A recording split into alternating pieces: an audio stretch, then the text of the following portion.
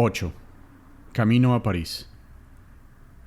En el valle de Margency era ya de noche, pero el elevado bosque de castaños estaba iluminado aún por la indecisa luz del crepúsculo. Enrique, al proferir la espantosa calumnia en que se acusaba a sí mismo para perder mejor a Juana, miró ávidamente a su hermano. No vio más que un semblante demudado en el que brillaba una mirada de loco. Enrique esperaba blasfemias e imprecaciones. De pronto sintió que la mano de Francisco acababa de caer sobre su hombro y que aquel le decía: «Vas a morir». Con prodigioso esfuerzo, Enrique se desprendió de la mano que lo oprimía y saltó hacia atrás.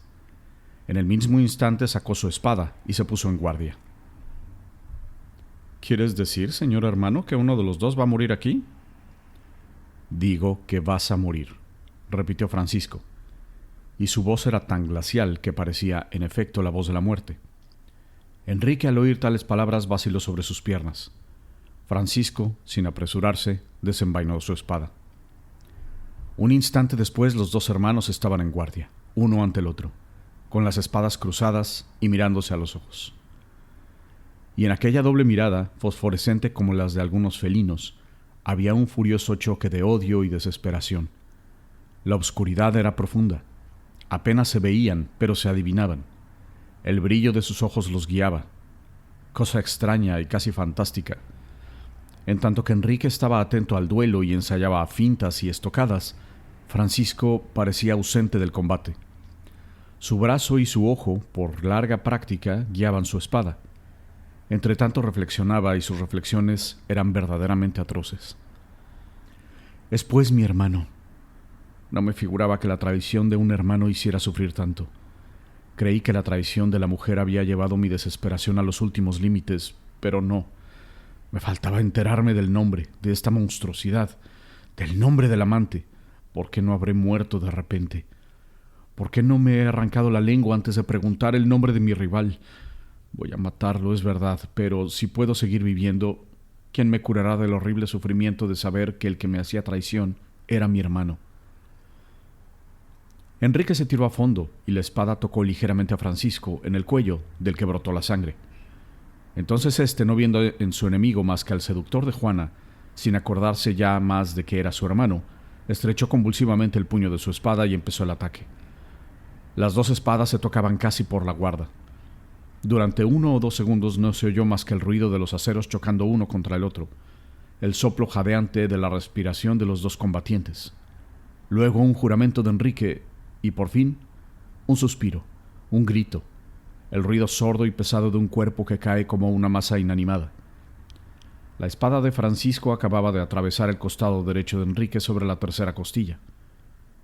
Francisco se arrodilló junto a él y, notando que Enrique vivía aún, sacó su daga y la levantó con furia. «¡Muere!», gritó. «¡Muere, miserable!». En aquel instante una luz rojiza iluminó el semblante lívido de Enrique. «¡Mi hermano, mi hermano!», dijo Francisco con voz alocada, como si en realidad solamente entonces lo hubiera reconocido. Con espanto tiró la daga lejos de sí y de pronto recordó todas las palabras odiosas que pronunciara antes. El que estaba allí tendido era el que lo había traicionado y el que había declarado cínicamente su traición. Se levantó y volvió la cabeza. Entonces vio 2 leñadores cuya cabaña se hallaba a 15 pasos de distancia y que habían acudido con una antorcha al oír el ruido de las armas. Incapaz de pronunciar una palabra, Francisco les mostró el cuerpo de su hermano con trágico gesto. Luego, lentamente encorvado como si saliera de la casa de la nodriza, se marchó sin volver los ojos hacia el que había sido su hermano. 2 horas más tarde, Francisco llegó al castillo. El jefe de guardia del puente levadizo dio un débil grito de sorpresa y espanto al verlo, y mostró a un oficial los cabellos del hijo mayor del condestable. Aquellos cabellos, por la mañana negros, eran, a la sazón, blancos como los de un anciano.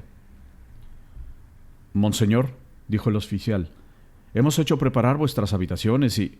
«Que me traigan un caballo», interrumpió Francisco con voz ronca apenas inteligible.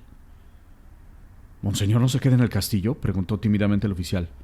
«¡Mi caballo!», repitió Francisco golpeando el suelo con el pie.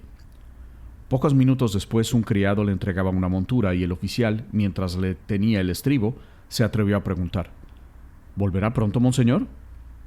Francisco saltó sobre la silla y contestó: «¡Jamás!». Entonces aflojó las riendas a su cabalgadura y en cuanto salió del recinto del castillo, hundió sus espuelas en los flancos del caballo y desapareció al galope. ¡Francisco! ¡Francisco! ¡Francisco! Esta triple llamada desoladora se dejó oír entonces y apareció una mujer que llevaba en brazos una criatura. Pero sin duda Montmorency no oyó los gritos agudos que lo llamaban y el ruido del galope de su caballo se extinguió a lo lejos. La mujer entonces se acercó al grupo de soldados y de oficiales que a la luz de las antorchas habían salido a saludar a su amo, asistiendo con asombro a aquella especie de fuga. ¿Dónde va?, preguntó la mujer con triste voz.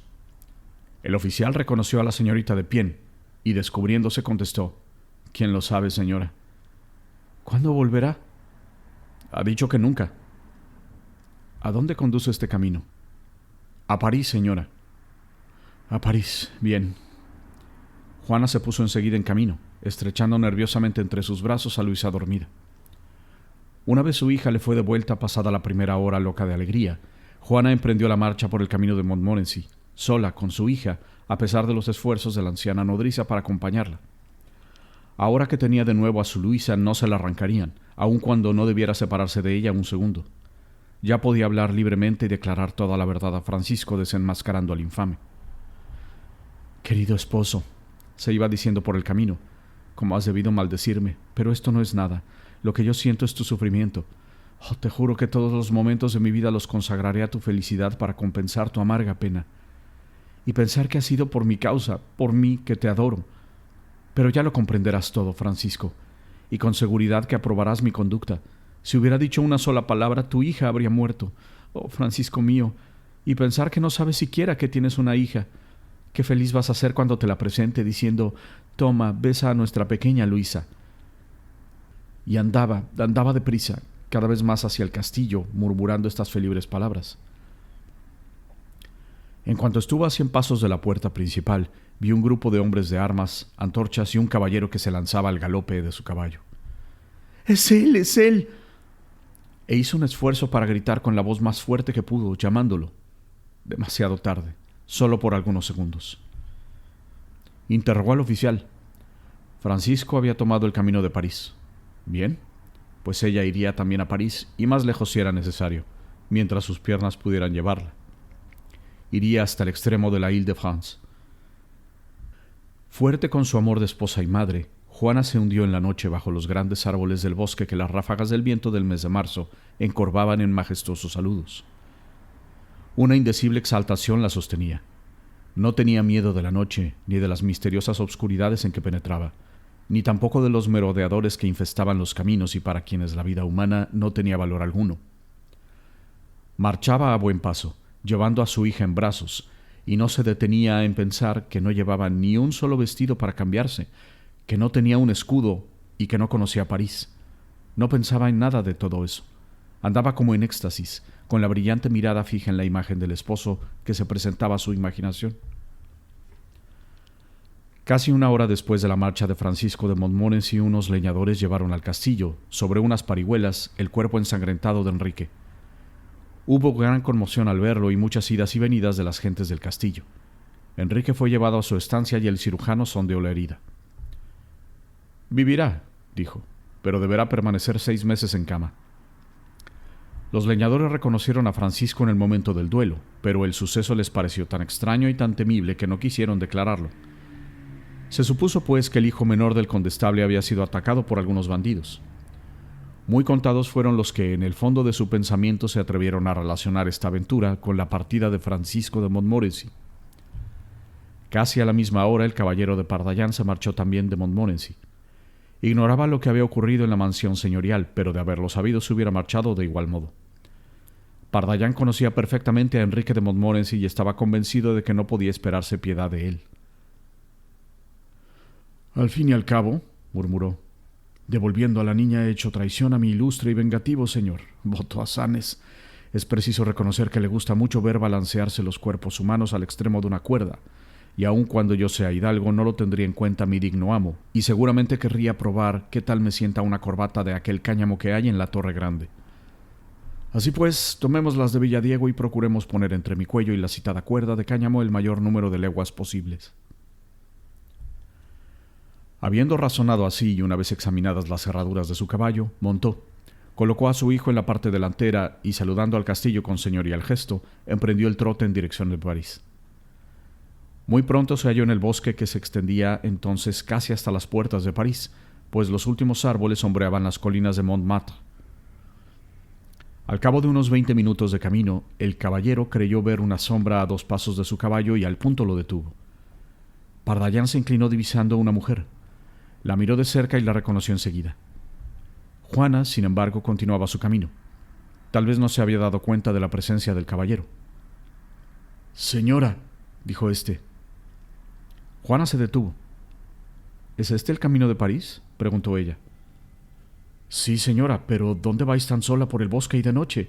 ¿Queréis permitirme que os acompañe?». Ella movió la cabeza negativamente y le dio las gracias.